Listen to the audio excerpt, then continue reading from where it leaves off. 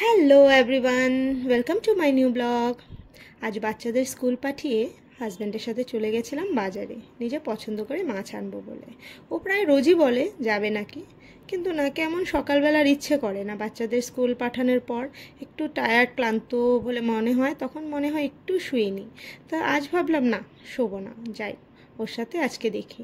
তো অনেক রকম মাছই ছিল, তার মধ্যে পমফ্রেটের দিকেই চোখটা গেল। ভাবলাম আজ নিয়ে আসি, অনেক দিন ধরে এটা রান্না করাও হয় না। তো কিছুটা দিয়ে তেল ঝাল করে নিয়েছি, আর কিছুটা রেখে দিয়েছি স্টাফড পমফ্রেট করব বলে। তো স্টাফড পমফ্রেটে কী কী লাগছে সেগুলো উপকরণ আপনারা দেখুন। কিছুই না, পেঁয়াজ কুচি, রসুন কুচি, আদা কুচি, আর কাঁচা লঙ্কাগুলো না আমার গাছের। আর এদিকে রয়েছে পনিরের কিউব। তবে স্টাফিংয়ের জন্য আলু দিয়ে বা ক্যাপসিকাম টাম দিয়ে এগুলো দিয়ে করা যেতে পারে। তো যদি চিনেবাদাম থাকে চিনেবাদাম দিলেও ভালো লাগে। তবে আমি কি করেছি, আজকে পনির নিয়ে নিয়েছি। তো পনির নিয়ে আমি কিভাবে মাছটাকে রেডি করেছি স্টাফিংয়ের জন্য সেটা খালি একটু দেখে নিন, আর কিছু না। ভেতর থেকে কাঁটাটা বের করে নিলে কি হয়, আপনি যদি স্টাফিং করেন তখন খেতে বাচ্চাদেরও অসুবিধা হয় না, কারোই অসুবিধা হয় না, বাস কেটেই খেয়ে নিতে পারে। আর মাথাটা লেজাটা চাইলে আপনারা ফেলেও দিতে পারেন, কিন্তু তবে দেখতে সুন্দর থাকে যদি মাথার লেজাটা থেকে যায়। তো আমি এইভাবে করেই মাছটাকে রেডি করে নিয়েছি। তা আরেকবারও দেখিয়ে দিচ্ছি কি করে আমি মাছটা করেছি, আপনারা দেখলে বুঝতে পারবেন। মাছটা আগে আমরা নর্মাল যেরকম কাটি সেরকম করে পেটটা পরিষ্কার করে নিতে হবে, কান টান সবটাই ফেলে দিয়েছি। একবার এ পাশ থেকে ছুরি দিয়ে এটাকে পুরো কাটার থেকে মাছটাকে সরিয়ে নিতে হবে। একবার এই পাশ থেকে করব, আরেকবার ওই পাশ আরেক পাশ থেকে করব। করার পরে সাইড থেকে পেটের যে জায়গাটা রয়েছে সেখান দিয়ে ওটা চিড়ে কেটে দেব। কেটে দিলে কি হবে, ভেতরে কাঁটাটা হাত দিয়ে ধরা যাবে, সে সময় সেটা কাঁচি বা ছুরি যা দিয়েই হোক আপনারা কেটে বের করে নিতে পারেন। আর এই মাছের কাঁটা প্রচুর নরম, তো সেটা যদি আপনারা নাও ফেলেন অসুবিধে হবে না, কিন্তু ফেলে দিলে মানে খুব কমফোর্ট হয় ব্যাপারটা, আর খেতেও খুব ভালো লাগে। তো আজকে একবার ভেবেছিলাম তন্দুরিও করবো এই ফিশটা দিয়ে, সময় হলো না, ভাবলাম থাক। আর খুব সুন্দর করে কিন্তু মাছটা কাঁটাটা ভেতর থেকে সরে আসে। আর এদিকে আমার এভাবে করে প্রত্যেকটা মাছ রেডি করা হয়ে গেছে। এবার আপনাদেরকে স্টাফিংটা দেখাই। স্টাফিংটাও খুব সিম্পল রেখেছি, খুব একটা কোনো মানে ঝামেলার কিছু করিনি, একদম সিম্পল। আর প্রত্যেকটা মাছকে ভালো করে পরিষ্কার করে না ভেতর থেকে কিছু যদি নোংরা দেখেন আপনারা সেটা ফেলে দেবেন। আর কাটা তো পেটের জায়গাটায় রইলই না, আর একটু লেজার জায়গাটা থাকে, কিন্তু সেটাও কামড়ে খেয়ে নেওয়া যায়, তাতে কোনো অসুবিধে নেই। আর মাথাটা তো খেতে ভালোই লাগে, আমরা বাঙালিরা তো মাছের কাটার কোনো অংশই ছাড়ি না, সবটাই খেয়ে নিই। তবে দেখুন এইভাবে করে প্রত্যেকটা মাছ আমি রেডি করে নিয়েছি। আর এই সময় না মাছটার মধ্যে একটু নুনও মাখিয়ে রেখে দেবো। আর এদিকে নিয়ে নিয়েছি আমি কিছু রসুনটাকে ভালো করে কুচিয়ে নেব। আর আদা এক টুকরো নিয়েছি, সেটাকেও ভালো করে কুচিয়ে নেব। এটাকে কুচি করে নিলেই ভালো হবে, টেস্ট করবেন না। পেস্ট করলে না ফ্লেভারটা একটু অন্যরকম হয়ে যায়। স্টাফিংয়ের মধ্যে যতটা কুচি দেওয়া যায় সেটাই স্বাদ হয় বেশি। এবার পেঁয়াজ কুচি, রসুন কুচি, আদা কুচি আর কাঁচা লঙ্কা কুচি প্রত্যেকটা ভালো করে লাল লাল করে ভেজে নেব। প্রথমে নুনটা দেবেন না, কারণ পেঁয়াজ থেকে জল ছেড়ে যাবে। পেঁয়াজের একটু ভাজা ভাজা ফ্লেভারটা হয়ে গেলেই তারপরে ওটাতে নুন দেব। আর এদিকে আমি নিয়ে নিয়েছি পেঁয়াজটা ভাজা ভাজা হয়ে গেলে এতে দিয়ে দেব রসুন কুচি আর আদা কুচি। আর সিম্পল আমাদের যা মশলা রয়েছে, জিরে গুঁড়ো, ধনে গুঁড়ো, কাশ্মীরি লঙ্কা গুঁড়ো, লাল লঙ্কা মানে ঝাল লঙ্কা গুঁড়ো যেটা, সে সবগুলো দিয়ে ভালো করে লাল লাল করে ভেজে নেব।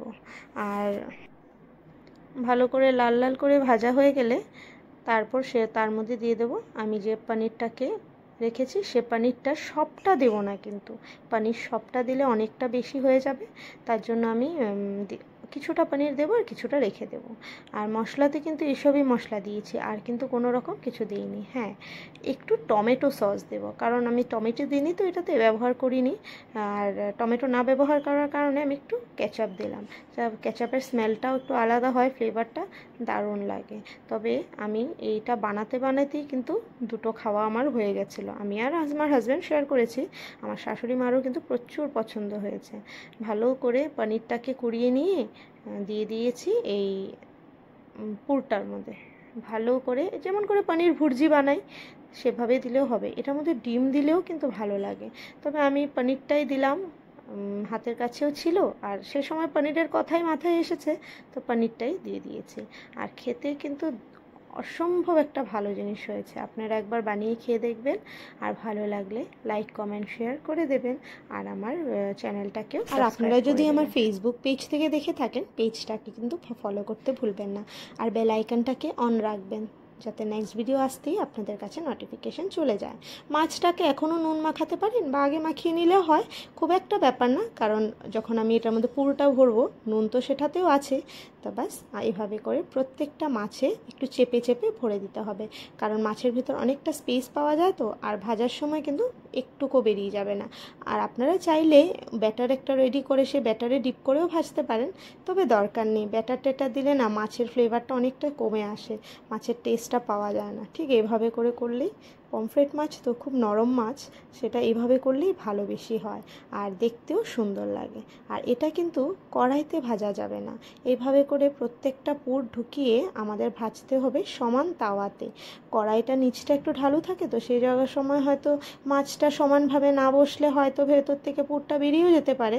তবে আমি কখনো কড়াইতে কিন্তু করে দেখিনি, আমি করেছি 2-1বারই করেছি কিন্তু এটা তাওয়াতে। আর হ্যাঁ, আর একবার আপনাদেরকে কেটেও দেখিয়ে দেব কেমন হয়েছে। প্রত্যেকটা মাছকে ঠিক এভাবে করে, প্রথমে তো আমি চামচ দিয়ে ঢুকাচ্ছিলাম, তারপরে আমি দেখলাম না, হাত দিয়ে আর একটু ঠেসে ঢুকিয়ে তাওয়াটাকে ভালো করে গরম করে তাতে তেল দেব। আর গরম করে নিতে হবে, কারণ তাওয়াতে যেন মাছটা পরে লেগে না যায়। আর তেল দিয়ে তাতে হলুদ দেবো। আপনারা দেখেছেন মাছের গায়ে আমি হলুদ মাখাইনি, কারণ আমি এটা তেলে দেবো বলে। আর হলুদটা যদি তেলে দিই কালারটাও খুব সুন্দর আসে। কখনো কি হয়, মাছটা স্টাফিং করার সাথে সাথে পেটের জায়গাটা উঁচু হয়ে যায় তো, তার জন্য লেজাটা আবার তেলে লাগে না। সে সময় একটু ছেনি দিয়ে চেপে চেপে ভালো করে এপিট ওপিট করে ভেজে নিতে হবে। প্রত্যেকটা মাছ এভাবে করে ভেজে নিয়েছি, খুব ভালো হয়েছিল। আপনারা দেখুন, লাগবে না। আর যেহেতু নরম তো মাছটা, একটু সাবধানে করে নিতে হবে। হয়তো দুটো ছেনি নিয়ে নেবেন বা একটা হাতা নিয়ে নিলেও হবে এভাবে ওল্টানোর সময়, কারণ মাছও নরম, তার মধ্যে রয়েছে আরও স্টাফিং, তার জন্য একটু অসুবিধে হতে পারে। এইভাবে প্রত্যেকটা মাছ ভেজে নিয়েছি, বাস হয়ে গেল রেডি আমাদের স্টাফড পমফ্রেট। এইভাবে করে ডেকোরেট করে নেবেন, আর আপনাদের একবার কেটেও দেখিয়ে দিচ্ছি। আপনাদের কেমন লেগেছে জানাতে কিন্তু ভুলবেন না। আজকের ভিডিও এই পর্যন্তই, আসছি আবার নেক্সট ভিডিও নিয়ে। Till then, tata.